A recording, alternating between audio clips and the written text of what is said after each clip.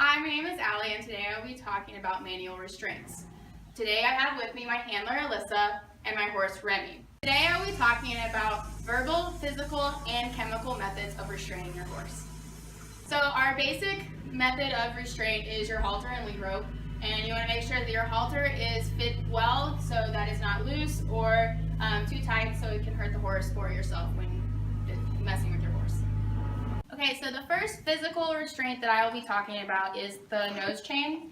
And the nose chain normally would just be your first method of trying to restrain your horse. It'd be easier if you want to go from the barn to turnout, from turnout to the barn, or even if you're just trying to clip an ear or something, it's just an in and out kind of thing. Nose chain, you're going to go into the cheek piece and try to make as least amount of noise as possible. Go straight up. Go across the nose band and under. Then you're going to go through the other cheek piece and attach it with the hook outside so it doesn't sit there and press against their cheek, rub, or even hook the horse's cheek face at all. And then you want to make sure that it's directly on there. And this is usually a good amount of chain for the last part of it, just because you don't want to have it too much where it's up here digging into their cheek, or too loose where you can't manhandle them or anything. So to take off the nose band chain, we're going to come over here and unclip and run it back through how we put it through, and we want to be as quiet as possible.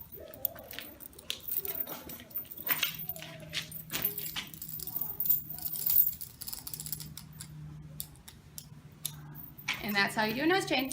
Next manual restraint that I'll be demonstrating is the gum chain or lip chain, however you want to refer to it as. To do this, you're going to go in the opposite direction that you did for your nose chain. So you're going to go bottom. And you want to do it as quiet as possible. You're going to go under the chin so he doesn't eat it by any means.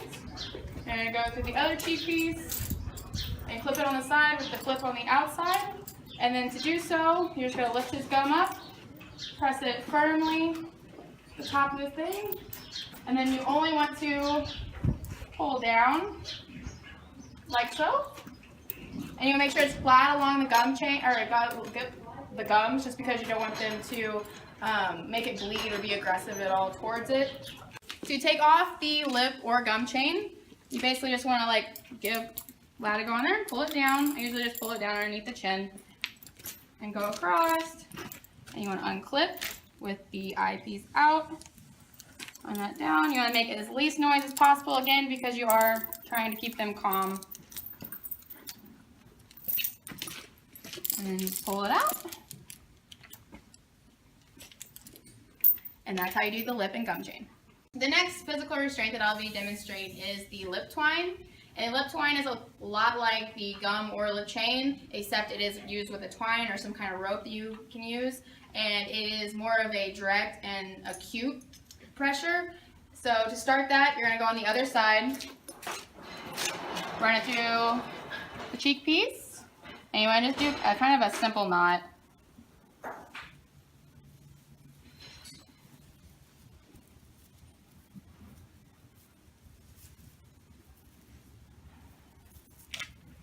There's that. And then you're going to go to the other side. And you're going to the other cheek piece. And then to apply the rope, you're going to lift up on his gums, on his lip, and make sure it lays flat at the very top, and you want to pull down. You never want to yank or do any of that sort, because it is direct pressure and it is more acute compared to the last one we did. To release the lip twine, you're just going to take your finger and pull down and release. I usually put it underneath him so he doesn't eat it. And I'm going to go on the other side, run it back through, keep it in my hands all the time because he's known to eat the rope. And then you're just going to untie it. And that's how you do the lip twine. The manual restraint that I'll be doing is the twitch. There are 3 types of twitches. There's the mechanical, then there's twitch with the rope that we use here at William Woods, and then there is a twitch with a chain. We do the twitch usually just to restrain them. Usually if we have to clip the ears, it's another type of do it. When doing the twitch, you only want to do it for about 10 to 12 minutes, seeing that this is called the blow-up stage, which is basically where the endorphins are enlightened and they makes them basically feel good. And so once they hit past the 10 to 12 minutes stage, it like turns into pain. So then you'll have a angry horse that usually won't be too happy about being in the twitch anymore. To demonstrate the twitch, you will put your hands in it like so, with your pinky out. You don't want to pull all your fingers through it because you don't want it to do this and get your hands stuck while working with the horse. So to do so, you're going to put the twitch underneath your arm so you can clamp it down. And you're going to go on the side, and you want to get a good handful amount of their gums, and then you want to twitch and twist while securing it with your arm. And as you do so, you want to remove your fingers and then twitch, and always have two hands. You don't want to have no hands all at once because then it can be used as a weapon. To let go of the twitch, you just untwist and releases. And then I like to usually rub their nose, just making sure they're okay and that there's motion and blood flow to their nose. The next physical restraint that I will be doing is the shoulder roll. The shoulder roll is basically just a moment of distraction. So what you will do is you will go to their neck, above their shoulder, and you will just grab a piece of their skin and you will roll inward. And this, usually they lean away from it. It usually is just, the skin goes back to where it was, rub it where you want it to. It's just a moment of distraction if you need to do something really fast like clipping their muzzle or clipping their ears. The next physical restraint that I'll be demonstrating is the leg lift. The leg lift is normally used when somebody is working on their feet, wrapping a leg, or just afraid that the horse is going to strike out of any cause. To demonstrate so, you will normally you always pick up just a front foot. You don't want to pick up any of the hind foots, knowing that the hind legs and the hind foot are more stronger and capable of pulling you down or hurting you rather than the front legs. So when doing so, you need to understand that the horses can stand on diagonal feet. So in order to do so, you want to pick up the lateral foot of the foot that they're going to work on. So say that they are working on your hind left, you're going to pick up your front left. So to demonstrate this, you're going to, let me know you're there, and just pick up their foot, and you want to have both hands gripped comfortably on there, and you want to make sure that you point their toe. If you let their toe drop down to the floor, then they're able to get pressure on you and pull against you. But if you're pointing straight up to their barrel, then they can't use their weight against you. And after that, you just let it go. And then you want to make sure that your feet are not underneath it when you're doing so, because then if they pull and accidentally get out of your hands, if they don't hit your feet. And you also want to make sure that your head up is at all times, making sure that you can watch your surroundings and make sure there's no danger to you or the person working on your legs. The last physical restraint that I'm going to not demonstrate is the ear twitch, because we don't do it here at William Woods because it can be damaging.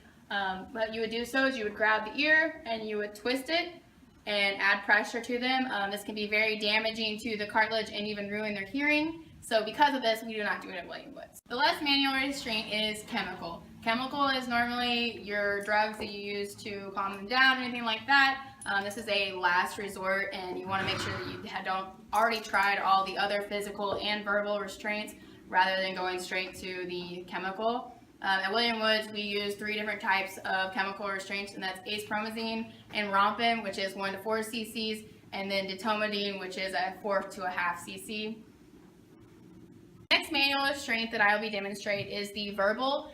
And when doing the verbal restraint, you have your calm soothing that is like, hey, good boy, trying to soothe them down. Or then you have your growl or your more affirmative tone. So you can be like, hey, listen up, or just to kind of get their attention. So doing so, this usually helps them either calm down or just kind of knock them out what they're doing. In conclusion, tonight I went over the 3 different types of manual restraint. I went over physical, verbal, and chemical. When doing all these, you need to remember that safety is key and that no job is worth doing getting hurt. You want to utilize all these methods, starting from the least aggressive, working your way up to the aggressive, and you want to do these quiet and smoothly so you don't make the horse even more upset than what they already are. I would like to thank my horse Remy here tonight for being very cooperative with me, and my handler Alyssa for being very cooperative also and being safe as all times.